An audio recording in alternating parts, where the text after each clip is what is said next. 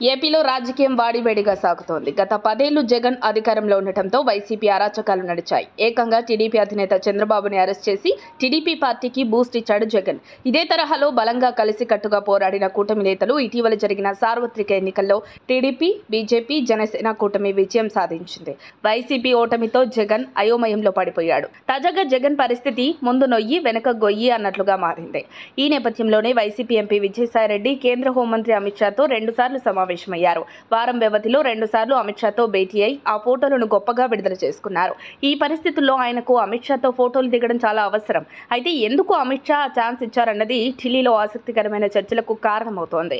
YCP రాజకీయ సభ్యులు రాజీనామా చేసి టీడీపీలో చేరి మళ్లీ ఆ పార్టీ తరపున గెలుస్తారని సాక్షి మీడియా ప్రచారం చేస్తోంది. నిజానికి అది వైసీపీ ఉద్దేశపూర్వకంగా చేస్తున్న తప్పుడు ప్రచారమని వైసీపీ వర్గాలే చెబుతున్నాయి. వైసీపీ రాజ్యసభ ఎంపీల్ని స్వయంగా బీజేపీలోకి పంపడానికి జగన్ చేస్తున్న రాజకీయంలో భాగంగానే ఈ ప్రచారం ప్రారంభించారని చెబుతున్నారు.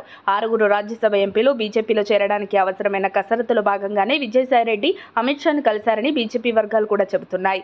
5 ఎంపీలకు బదులు జగన్ కొన్ని రాజకీయ ప్రయోజనాలు కోరుకున్నారని, అందులో మొదటిది తన కేసులు వివేక హత్య కేసు స్టేటస్ కో ఉండేలా చూడాలని అంటున్నారు. అంటే కేసులు కదలకుండా ఉండాలని వైసీపీ అధినేత జగన్మోహన్ రెడ్డి తొలుత కోరారంటున్నారు. అయితే బీజేపీ స్పందన ఏంటన్న దానిపై మాత్రం ఇంకా స్పష్టత రాలేదు. బీజేపీకి రాజ్యసభ ఎంపీల అవసరం ఉంది. అయితే వైసీపీ తోక జాడించే అవకాశం లేదు. కానీ ఢిల్లీ ధర్నాతో ఇండియా కూటమి నేతలు పిలిపించుకున్న జగన్ తనకు ఆప్షన్ ఉందని బీజేపీని బ్లాక్మెయిల్ చేసే ప్రయత్నం చేశారు. అందుకే బీజేపీ ఏం చేయబోతుందన్నదే చర్చనీయాంశంగా మారింది. ఇలాంటి పరిస్థితుల్లో జగన్ కాంగ్రెస్ వైపు ఉంటారా, బీజేపీ వైపు ఉంటారా అనేది క్లారిటీ రావాల్సి ఉంది.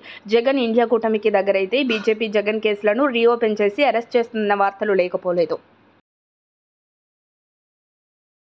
మరిన్ని అప్డేట్స్ కోసం మా కాయ్ టీవీని సబ్స్క్రైబ్ చేసుకోండి. మా వీడియో కనుక మీకు నచ్చినట్లయితే లైక్ చేయండి, షేర్ చేయండి.